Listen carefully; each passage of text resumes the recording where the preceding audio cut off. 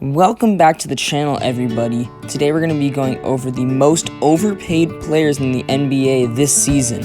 Now, these players are not going to be arranged exactly in order, nor will they be arranged in order of their salary, but just know that the players will be in the general area of where they should be placed in the list. Make sure you click the like button below this video, hit the subscribe button if you haven't already, and turn on the notification bell so you don't miss more videos like this. Let's hop into the video. To start with a few honorable mentions, we have guys like Kent Bazemore, Alan Crabb, and Tim Hardaway Jr., decent role players in the league who do contribute some to their team but are still generally considered as overpaid.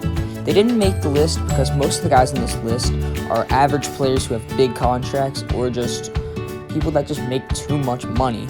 So that's why these guys couldn't make the list. Now let's go into the number 10 spot. Rounding out at the number 10 spot, we have Gordon Hayward of the Boston Celtics.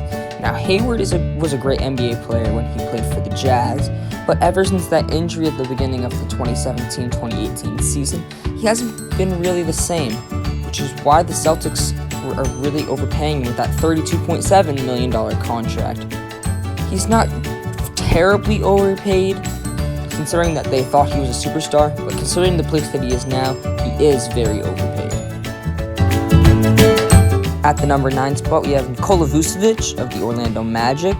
The All-Star center is very good in the league, but for him to be making $28 million, which is a max deal that the Magic could have signed him to, for him to be just an All-Star reserve center, is really what makes him overpaid on this list, and he should make a lot less money than he already does, which is why he sits at the number 8 spot. At the number 8 spot, we have John Wall of the Washington Wizards, who is making the max deal that the Wizards could have signed him to at $38.1 million this year. While Wall is a great NBA player and used to be a superstar, the reason why he's on this list and the reason why he's only at number 8 is because he's been injured all year, which means that they're paying him a max deal for him not to even play, which is why he's at the number 8 spot on the list.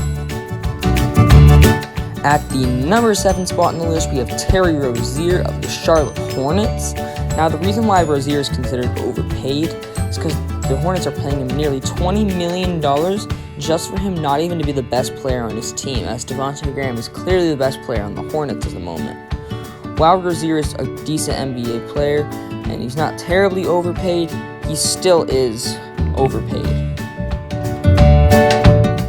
At the number 6 spot on the list, we have Kevin Love of the Cleveland Cavaliers. Now, while Love used to be a superstar for the Cavs, making his $28.9 million contract, he's clearly past his prime at this point. He hasn't made an All-Star game in quite a while, meaning that while he was great for the Cavaliers in their championship run, now considering that LeBron James is gone and they're not going to be playing for a championship anytime soon and they clearly need to rebuild, it makes Love overpaid, and the Cavaliers need to trade him soon. But he's at the number 6 spot because there's more overpaid players to come.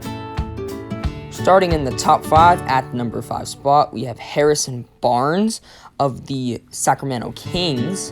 And while Harrison Barnes used to be a key part in the Warriors' championship runs for a few years, he's also clearly past his prime, making that giant $28 million contract to put up average numbers. Now, while Barnes was traded to the Kings mid-season, or mid-game for that matter, they took on his huge contract, and he is one of the most overpaid players in the league. At the number 4 spot, we have Paul Millsap of the Denver Nuggets, and we're starting to see a trend in this section. Players who are clearly past their prime who are still making big contracts, as Paul Millsap's $30.3 million contract is going to no use for the Nuggets, even though he's contributing a few points for them, I guess. He's past his prime. They don't need to be paying him $30 million, which is why he's considered overpaid on this list. Now moving into the top 3. At the number 3 spot on the list, starting the top 3, we have Otto Porter of the Chicago Bulls. Now, Porter is making $27.2 million while playing for the Bulls, which is making him overpaid, considering that he's putting up decent average numbers for them, and he's making nearly $30 million. Now, Porter was considered to be very good for a while in the league, considering that he was a great 3-and-D wing who can defend, shoot, and do all those things. But as he's gotten older and been in the league longer, he is now seen to be overpaid. Now to the top 2 spots. At the number 2 spot, we have Chandler Parsons.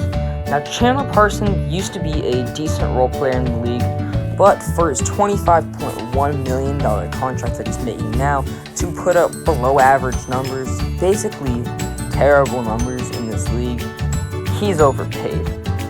Now, let's move down to the number 1 spot on the list. And the number 1 spot is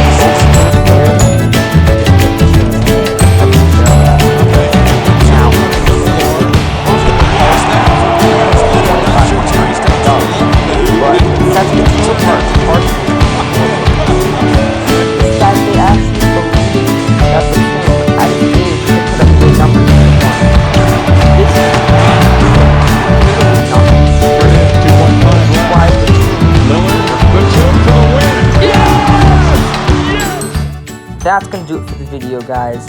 I hope you enjoyed it. Let me know in the comments below if you would change anything about the list, maybe add players, take out players. And as always, make sure you click the like button, subscribe, hit the notification bell so you don't miss another video like this. There will be a most underpaid video coming up in the next week. And see you next time on Hoop Stop.